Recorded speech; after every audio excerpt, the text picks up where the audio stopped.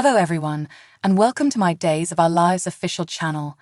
I hope everyone is having a wonderful day. Before we begin, please hit the subscribe button and give this video a thumbs up.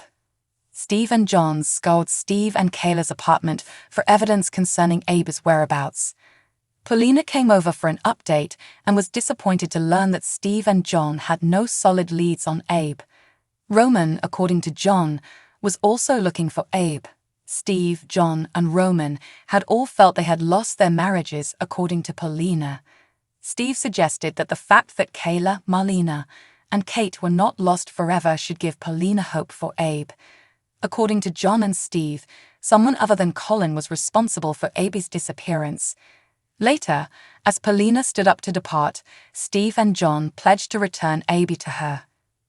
Abe rewound a tape from 2008 at Whitley's residence in which he accepted his nomination as mayor of Salem. Abe was perplexed, and he quickly returned to watching Body and Soul. Abe, agitated, muttered that he demanded answers. Whitley came in, and Abe wanted to know why she hadn't told him he was mayor. Whitley mumbled that Abe resigned because his political opponent got Abe impeached for no good reason.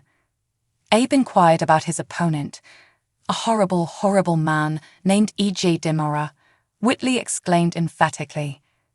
Abe inquired as to why he had been impeached. Whitley stated that Abe had cheated to win, and she blamed Abe's campaign manager. Jennifer Horton, according to Whitley, was Abe's campaign manager. Jennifer's name was repeated by Abe, who said it seemed somewhat familiar.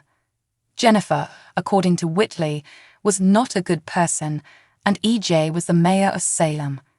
Abe stated that nothing Whitley had told him felt correct. Whitley stated that Abe had retired from politics for good, and she suggested that this was a good thing because he had been given a clean slate. Abe became more agitated as Whitley continued to ramble, and he said he didn't know what type of man he was without his memories. Whitley said she'd make fish sticks for dinner and went into the kitchen. Abe and Whitley continued Body and Soul a little while later. Abe mentioned during the show that two of the characters had amnesia. Whitley instantly switched off the television and suggested that she and Abe play checkers instead. Stefan warned Gabby and Stefan's chamber at the Demara estate that Megan was considerably more dangerous than EJ and Kristen. Stefan and Gabby resolved to forget about Megan and fell in love passionately.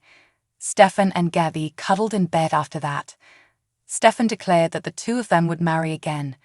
Gabby admitted that she was terrified of allowing herself to be happy because she had already lost Stefan.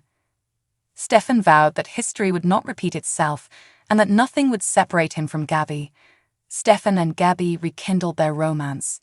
Stefan taunted Gabby later that he had prepared a surprise meal below. EJ confronted Megan in the mansion's living room after hearing her tell Lee over the phone that Megan's brother was not long for this world. EJ felt Megan was plotting his demise after she hung up the phone. EJ told Megan that he needed her to leave the mansion right away. Megan objected, but EJ stated that the mansion's mortgage was in his name. Megan begged with EJ before announcing her intention to stay. Megan grasped EJ's hand and questioned why he should listen to her. "Because I'm not planning to kill you, you fool. It's Stefan," Megan confirmed. EJ referred to Megan as hatless, but Megan responded that Stefano wasn't beyond eating his own. EJ objected, and the two started arguing. Megan wondered why EJ would be concerned about Stefan, and she explained that with Stefan gone, she and EJ would have greater power at Dimera Enterprises. "I'm sorry, Megan. I may have done some heinous things in my life, but I'm not going to plot the murder of my own brother," EJ remarked. EJ began to walk away, saying that he was going to notify Stefan and Gabby about Megan's plot. Megan took up a heavy ceramic vase and struck EJ over the back of the head as he turned his back. Megan deposited EJ's body behind the trapdoor that led to the mansion's tunnels. Stefan and Gabby followed her.